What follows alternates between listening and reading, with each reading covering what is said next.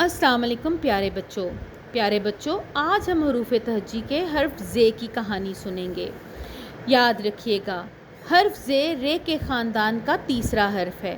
رے کے خاندان میں 4 حروف ہیں: رے، ڑے، زے اور یہ۔ حرف زے کی ابتدائی آواز ہوتی ہے زا۔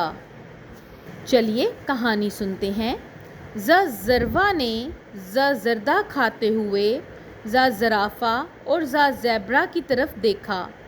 اس نے ہاتھ میں پکڑی ہوئی ز زردی اپنی امی کو دی، جو اپنے گلے میں پہنے ہوئے ز زیور کو اتار کر اپنے بٹوے میں رکھ رہی تھیں۔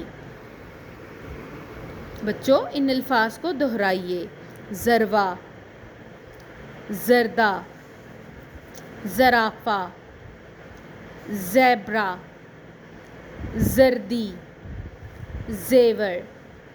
ایک دفعہ دوبارہ دہرائیے: ز زروا، ز زردہ، ز زرافہ، ز زیبرا، ز زردی، ز زیور۔